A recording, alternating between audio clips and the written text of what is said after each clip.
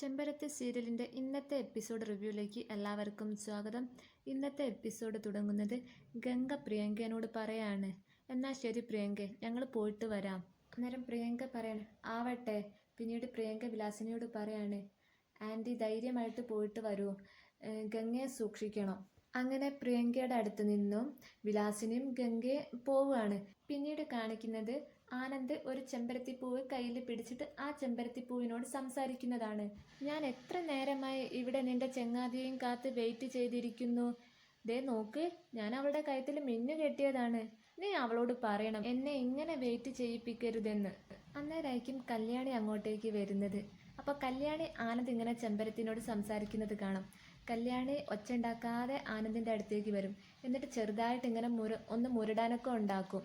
എന്നിട്ട് ആനന്ദിനോട് പറയും, അത് ശരി, എൻ്റെ ചെമ്പരത്തീനെ കയ്യിലെടുത്തൂല്ലേ? എൻ്റെ പരാതികളൊക്കെ ഞാൻ നിൻ്റെ കൂട്ടുകാരിയോട് പറയുകയായിരുന്നു. അന്നേരം കല്യാണി ചോദിക്കുകയാണ്, ഒത്തിരി നേരമായോ വന്നിട്ട്? പിന്നെ ഞാൻ ഒരുപാട് കാത്തിരുന്നു, മുഷിഞ്ഞു. അന്നേരം കല്യാണി പറയാണ്, ഓ, ഈ വലിയ ബിസിനസ്മാനെ ഒന്ന് കാണാൻ വേണ്ടി എത്ര പേര് കാത്തിരുന്നു മുഷിഞ്ഞിട്ടുണ്ട്. ഇത് അതിനുള്ള ശിക്ഷയായിട്ട് കൂട്ടിയാൽ മതി. ആഹാ, എൻ്റെ കെട്ടിയോള് തന്നെ എന്നെ ശിക്ഷിക്കണം. ആ കല്യാണി, ആ ഗിരീഷ് മേനോനെ ഇതുവരെ കണ്ടെത്താൻ സാധിച്ചിട്ടില്ല. വല്യ കുഞ്ഞെ, ആ ഗിരീഷ് മേനോനെ ആരെങ്കിലും തട്ടിക്കൊണ്ടു പോയതായിരിക്കുമോ? ആ, അതിൽ സംശയിക്കാൻ എന്തിരിക്കുന്നു. മേനോനെ ആരോ തട്ടിക്കൊണ്ടു പോയി ഒളിവിൽ പാർപ്പിച്ചത് തന്നെയാണ്. വല്യ കുഞ്ഞെ, ഇനി ആ പ്രിയങ്കയെ മറ്റോ ആയിരിക്കുമോ? അതിനും സാധ്യതയുണ്ട്. കാരണം നമ്മളെ കൂടാതെ ഗംഗ പ്രിയങ്കയുടെ നേരെ ഇളയ അനിയത്തിയാണെന്നറിയാവുന്ന ഒരേ ഒരാളാണ് ആ ഗിരീഷ് മേനോൻ. അയാളുടെ കയ്യിൽ അതിൻ്റെ ഡോക്യുമെൻറ്റ്സ് എല്ലാം ഉണ്ട്. അതുകൊണ്ട് പ്രിയങ്ക തന്നെയാണ് ഗിരീഷ് മേനോനെ ഒളിവിൽ പാർപ്പിച്ചിരിക്കുന്നത്. അതിലൊരു സംശയവുമില്ല. അല്ല വല്യ കുഞ്ഞെ, ഇനി ആ മേനോനെ പ്രിയങ്ക വകവരുത്തുക എങ്ങാനും ചെയ്യോ? സത്യം പുറത്തു വരാതിരിക്കാൻ ആ പ്രിയങ്ക അതും ചെയ്യും. പ്രിയങ്കയുടെ ക്യാരക്ടർ അതാണ്. ഉഗ്രവിഷമുള്ള മൂർഖനാണ് അവൾ. പ്രിയങ്ക മാത്രമല്ല, ഗംഗയും അങ്ങനെ തന്നെയാണ്. അന്നേരം കല്യാണി പറയാണ്, എനിക്ക് ഗംഗ ആരാണെന്നുള്ള സത്യം അറിയാവുന്ന രീതിയിൽ ഞാൻ ഗംഗയോട് പെരുമാറിയിട്ടില്ല. പക്ഷേ ഞാൻ അവളുടെ കരണത്തടിച്ചപ്പോൾ ആ സത്യം എൻ്റെ മനസ്സ് കിടന്ന് ഇങ്ങനെ തിളച്ചു മറിയുന്നുണ്ടായിരുന്നു. എന്തായാലും ഇവരുടെ കള്ളക്കളികൾ അധികനാൾ ഇങ്ങനെ മുന്നോട്ട് പോകില്ല. ഗംഗ ആരാണെന്നുള്ള സത്യം ഞാൻ അമ്മയുടെ മുമ്പിൽ ബോധിപ്പിക്കും. അതിനുശേഷം അമ്മ തന്നെ അവളെ തൃച്ചംബരത്തിൽ നിന്നും അടിച്ച് വെളിയിൽ കളയും. അത് കാണാൻ വേണ്ടിയിട്ടാണ് ഞാൻ കാത്തിരിക്കുന്നത്. ആ, അതുവരെ ഇങ്ങനെയൊക്കെ പോയേ പറ്റുള്ളൂ. അന്നേരം പിന്നെ പെട്ടെന്ന് കല്യാണി ഒന്നും മിണ്ടുന്നില്ലേ. അന്നേരം ആനന്ദ് കല്യാണിയോട് ചോദിക്കുകയാണ്, എന്തു പറ്റി എൻ്റെ കെട്ടിയോൾക്ക് പെട്ടെന്ന് മിണ്ടാട്ടമില്ലാണ്ടായി പോയത്? ഒന്നും മിണ്ടാനില്ലേ? അന്നേരം കല്യാണി പറയാണ്, എന്ത് മിണ്ടാനാ? അന്നേരം ആനന്ദ് പറയാണ് കല്യാണിയോട്, താലി കെട്ടിയിട്ടും ഒരു സമാധാനമില്ലാതെ അനന്തമായ കാത്തിരിപ്പ് അല്ലേ? ഏയ്, അങ്ങനെയൊന്നുമില്ല വല്യ കുഞ്ഞെ, എല്ലാം ശരിയാവും കല്യാണി. നിന്റെ കണ്ണുകൾ കണ്ടാൽ അറിയാം. കണ്ണുകൊണ്ട് കാര്യം പറയുന്ന നിന്റെ മനസ്സിൻ്റെ ഭാഷ. അതും പറഞ്ഞ് ആനന്ദിൻ്റെ കയ്യിലിരിക്കുന്ന ചെമ്പരത്തിപ്പൂവ് കല്യാണിക്ക് കൊടുക്കുകയാണ്. എന്നിട്ട് ആനന്ദ് കല്യാണിയുടെ ഷോൾഡറിൽ പിടിച്ചിട്ട് കല്യാണിയോട് പറയാണ്, കല്യാണി, വല്യ കുഞ്ഞെ, എൻ്റെ കല്യാണിയെ ആ പഴയ വേഷത്തിൽ കാണാൻ എനിക്ക് കൊതിയാവുന്നു. അപ്പോഴാണ് നീ ശരിക്കും നാട്ടുമ്പുറത്തെ വീട്ടുമുറ്റത്ത് വിടർന്നു നിൽക്കുന്ന ആ ഒരു ചെമ്പരത്തിയാവുന്നത്. നിന്നെ സ്വപ്നം കണ്ട് ഞാനും എന്നെ സ്വപ്നം കണ്ട് നീയും നെയ്തു തീർത്തത് ഒരു സ്വപ്ന സാമ്രാജ്യമല്ലേ കല്യാണി? അപ്പോഴാണ് കുറച്ച് രാപ്പാടികൾ അവിടുന്ന് ശബ്ദമുണ്ടാക്കുന്നത് ആനന്ദും കല്യാണിയും കേൾക്കുന്നത്. അപ്പം ആനന്ദ് കല്യാണിയോട് പറയാണ്, എനിക്ക് തോന്നുന്നത് നമ്മുടെ ഈ രാത്രി സംഗമം കാണാൻ വേണ്ടിയിട്ട് മരങ്ങളിലൊക്കെ രാപ്പാടികൾ ഇങ്ങനെ കാത്തിരിക്കുന്നുണ്ടെന്നാ. അവരുടെ പ്രാർത്ഥനകളെല്ലാം നമുക്ക് വേണ്ടിയിട്ടായിരിക്കും, അതിലൊരു സംശയവുമില്ല. അങ്ങനെ ആനന്ദും കല്യാണിയും കുറേ നേരം ഇങ്ങനെ പ്രണയാർദ്രമായിട്ട് കണ്ണും നോക്കി ഇങ്ങനെ നിൽക്കും. പിന്നീട് കാണിക്കുന്നത് പ്രിയങ്ക എന്തോ പുസ്തകം വായിച്ചുകൊണ്ടിരിക്കുന്നതാണ്. അന്നേരമാണ് അങ്ങോട്ടേക്ക് ശ്രീ വരുന്നത്. ശ്രീ പ്രിയങ്കയോട് ഗുഡ് ഈവനിങ് പറയും. പ്രിയങ്കയും തിരിച്ച് ഗുഡ് ഈവനിങ് വിഷ് ചെയ്യും. എന്നിട്ട് പ്രിയങ്ക ശ്രീയോട് ചോദിക്കുകയാണ്, ഏതോ ഒരു കോളുമായിട്ടാണല്ലോ വന്നത്? വെറും കോളല്ല, വലിയ കോള് തന്നെയാണ്. അന്നേരം പ്രിയങ്കയ്ക്ക് സന്തോഷമായിട്ട് പ്രിയങ്ക ചോദിക്കുന്നത്, എന്താണ്, കേൾക്കട്ടെ. ഫോണിൽ സംസാരിക്കുന്നത് അത്ര സേഫ് അല്ല. അതുകൊണ്ടാണ് ഞാൻ ഇത്ര വൈകിട്ടാണെങ്കിലും നേരിൽ വന്ന് സംസാരിക്കാമെന്ന് തീരുമാനിച്ചത്. ശ്രീയേട്ടാ. അന്നേരം ശ്രീ പറയാണ്, അഖിലാണ്ടേശ്വരിയെ കൊടുക്കാൻ വേണ്ടിയിട്ട് ഒരു വലിയ തെളിവ് കിട്ടിയിട്ടുണ്ട്. അതുമായിട്ടാണ് ഞാൻ വന്നിരിക്കുന്നത്. അന്നേരം പ്രിയങ്കയ്ക്ക് സന്തോഷം കൊണ്ട് പ്രിയങ്ക പറയാണ്, കേൾക്കട്ടെ പറയുന്നു. അങ്ങനെ ശ്രീ പറയാണ്, അഖിലാണ്ടേശ്വരിയുടെ നികുതി വെട്ടിപ്പ് ഇൻകം ടാക്സുകാരെ കൊണ്ട് അഖിലാണ്ടേശ്വരിയെ അറസ്റ്റ് ചെയ്യിപ്പിക്കാനുള്ള ഒരു വഴി. വിശദമായി പറയ് ശ്രീ. അന്നേരം ശ്രീ പറയാണ്, അതായത് വർഷാവർഷം 50 കോടിയോളം രൂപ സാമൂഹിക പ്രവർത്തനം എന്ന പേരിൽ ഇൻകം ടാക്സ് റിട്ടേൺ കാണിക്കുകയും 1-2 കോടിയോളം രൂപ മാത്രം ചിലവഴിക്കുകയും ചെയ്ത് നികുതി വെട്ടിപ്പ് നടത്തി വരികയാണ് അഖിലാണ്ടേശ്വരി. ഇതിന്റെ വ്യക്തമായൊരു ഫയൽ ഞാൻ കണ്ടു. ഇത് കൈയോടെ പിടികൂടിയാൽ സമൂഹത്തിന്റെ മുന്നിൽ അഖില ധരിച്ചോണ്ട് നടക്കുന്ന മുഖംമൂടി അഴിയും. ഇൻകം ടാക്സ് വെട്ടിപ്പിന് അവരെ പിടികൂടിയാൽ അവരുടെ സോഷ്യൽ സ്റ്റാറ്റസ് അതോടെ തീർന്നു. അന്നേരം പ്രിയങ്ക പറയാണ്, കൊണ്ടുവന്ന മലങ്കോള് കൊള്ളാം, പക്ഷെ ഇതിനുള്ള തെളിവ്. അന്നേരം ശ്രീ പറയാണ്, തെളിവാണല്ലോ ഞാൻ കണ്ട ആ ഫയല്. ഓക്കേ, ആ ഫയൽ ഇപ്പൊ എവിടെയാ? അതാണ് ഇപ്പൊ പ്രശ്നം. ആ ഫയല് തൃച്ചംബരത്താണ് ഇരിക്കുന്നത്. അവിടുന്ന് ആ ഫയല് പൊക്കണമെങ്കിൽ കുറച്ച് പാടാണ്. അന്നേരം പ്രിയങ്ക ചിരിച്ചോണ്ട് പറയാണ്, നാഗമഠത്തിലെ പ്രിയങ്കയ്ക്ക് തൃച്ചംബരം ഒരു ബാലികേറാമലയൊന്നും അല്ല. അവിടെ ആ ഫയലുണ്ടെങ്കിൽ എടുക്കാനും എനിക്ക് കഴിയും. അന്നേരം ശ്രീ പറയാണ്, അത് ശരിയാണ്, പ്രിയങ്കയ്ക്ക് അതിന് കഴിയും. അതുകൊണ്ട് എത്രയും പെട്ടെന്ന് ആ ഫയൽ അവിടുന്ന് പൊക്കിയാൽ അത്രയും പെട്ടെന്ന് അഖിലയെ അകത്തേക്ക് അയക്കുകയും ചെയ്യാം. കൊള്ളാം, ചാരിറ്റബിൾ ഫണ്ട് എന്ന പേരിൽ ഇൻകം ടാക്സ് തട്ടിപ്പ്. മാധ്യമങ്ങൾക്കെല്ലാം ഒരു ബെസ്റ്റ് ന്യൂസ്. കൊള്ളാം. ഇനിയുള്ള സമയമെല്ലാം ഞാൻ അതിനുള്ള പരിശ്രമത്തിലായിരിക്കും. എങ്കിൽ ഞാൻ ഇറങ്ങട്ടെ പ്രിയങ്കേ. ഓക്കെ ശ്രീനിയേട്ടൻ, പോയിക്കോ. വിലയേറിയ വിവരങ്ങൾ തന്നതിന് നന്ദി. പിന്നീട് കാണിക്കുന്നത് വിലാസിന് രാത്രിയിൽ സഹദേവനെ ഫോൺ ചെയ്യുന്നതാണ്. വിലാസിന് സഹദേവനോട് പറയാണ്, സഹദേവേട്ടൻ പറയുന്നതൊന്നും എനിക്ക് മനസ്സിലാവാഞ്ഞിട്ടല്ല. ആർക്ക് വേണ്ടി സമ്പാദിക്കാൻ ഇവിടെ പോയി കിടക്കുന്നത്? അതല്ല സഹദേവേട്ടൻ ഞാൻ പറഞ്ഞത്. എന്റെയോ സഹദേവേട്ടന്റെയോ പേരിലാണ് സമ്പാദ്യമെങ്കിൽ എല്ലാം ഓക്കെ. ഇതിപ്പോ തൃച്ചംബരത്തിന്റെ അക്കൗണ്ടിലല്ലേ സമ്പാദ്യമെല്ലാം. അടുത്ത സെമസ്റ്റർ കൂടിയേ ഉള്ളൂ മോൾക്ക്. അവള് പരീക്ഷ കഴിഞ്ഞിട്ട് ഇങ്ങോട്ടേക്കാണ് വരുന്നത്. അന്നേരമാണ് വിലാസിന് ജനലിന്റെ അവിടെ ഒരു നിഴല് കാണുന്നത്. അന്നേരം വിലാസിന് ഇങ്ങനെ നോക്കും ആരാണെന്ന്, പക്ഷെ വിലാസിനെ ആരെയും കാണൂല. അങ്ങനെ വിലാസിന് വീണ്ടും ഫോണിൽ സംസാരം തുടരും. ഇതേ സമയത്താണ് ജയന്തി ചിപ്സും കഴിച്ചുകൊണ്ട് ഇങ്ങനെ വരുന്നത്. അന്നേരം ജയന്തി ഇങ്ങനെ അവിടെ ഇങ്ങനെ നിൽക്കും ചിപ്സും കഴിച്ചുകൊണ്ട്. അന്നേരം ജയന്തിയും കാണും അവിടെ ഒരു നിഴല്. ജയന്തി പേടിച്ചു. ജയന്തി ചിപ്സും കഴിച്ചുകൊണ്ട് ഇങ്ങനെ പുറകോട്ട് തിരിഞ്ഞ് ആ നിഴലിനെ നോക്കി ഇങ്ങനെ നടക്കുകയായിരിക്കും.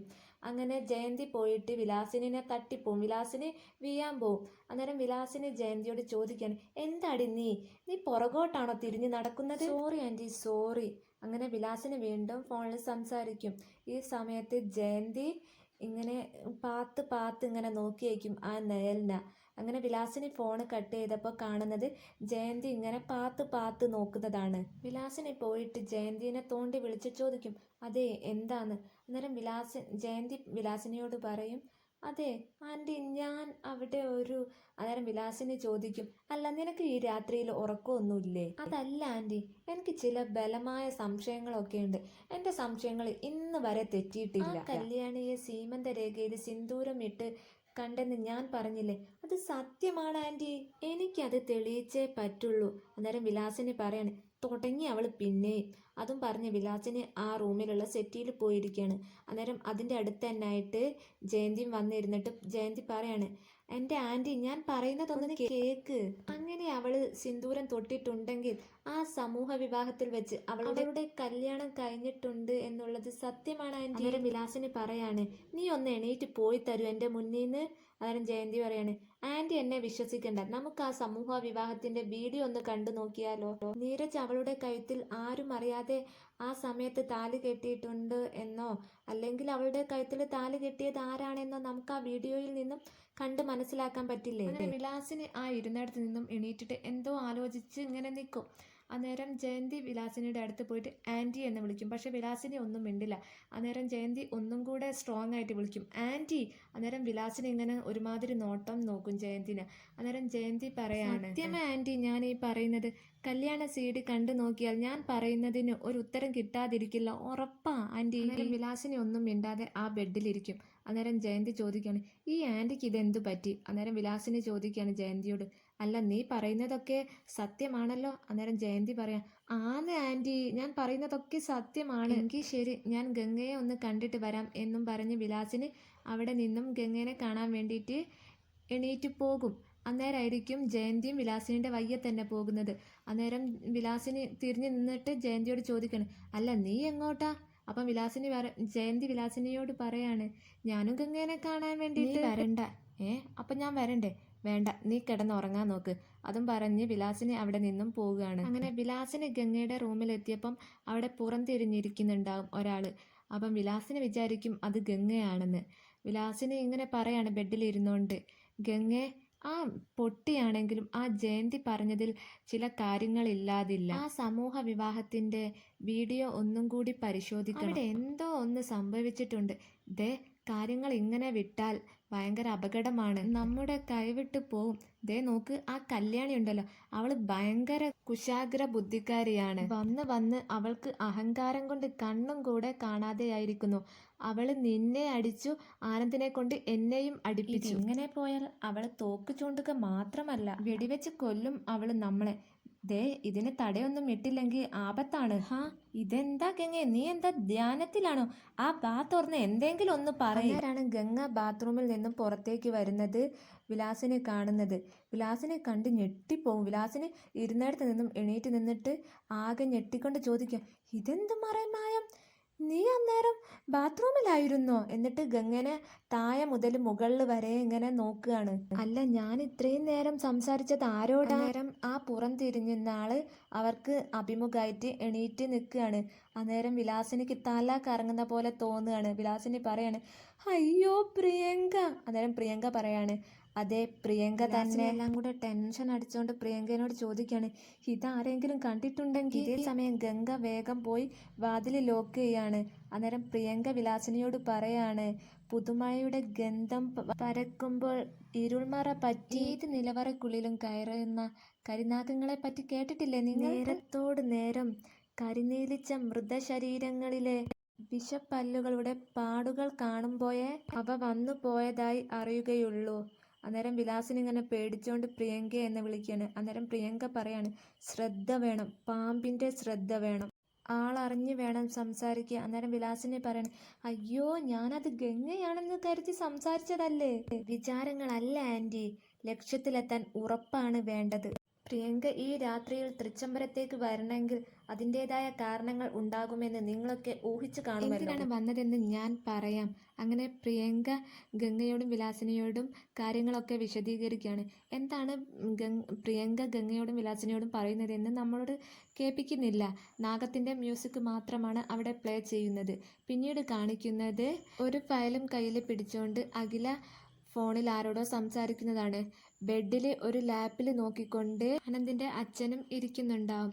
അങ്ങനെ അഖില ഫോണൊക്കെ കട്ട് ചെയ്തതിന് ശേഷം ആനന്ദിന്റെ അച്ഛൻ്റെ അടുത്തിരുന്ന് സംസാരിക്കുകയാണ്. കൃഷ്ണേട്ട, ഇൻകം ടാക്സ് റിട്ടേൺസ് കൊടുക്കാനുള്ള ഡേറ്റ് അടുത്ത മാസം 30 വരെ നീട്ടിയെന്നാണ് പറയുന്നത്.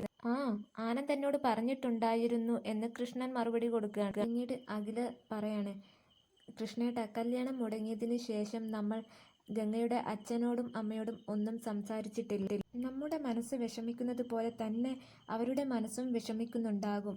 അത് അഖിലെ. അന്നേരം അഖില വീണ്ടും പറയണേ, അതെ കൃഷ്ണേട്ട, ഗംഗയാണ് തൃച്ചംബരത്തെ മൂത്ത മരുമകളെന്ന് ഞാൻ പ്രഖ്യാപിച്ചതൊക്കെ ശരി തന്നെയാണ്. എന്നാലും അച്ഛനും അമ്മയുമല്ലേ, അവരുടെ മനസ്സും കലങ്ങി മറിഞ്ഞിട്ടുണ്ടാകും. നമ്മളൊന്ന് സംസാരിച്ചിരുന്നെങ്കിൽ അവർക്കൊരു സമാധാനമായേനെ. ഞാനത് ഓർത്തതുമില്ല. അന്നേരം കൃഷ്ണൻ അഖിലയോട് എന്തോ പറയാൻ വേണ്ടി വരും.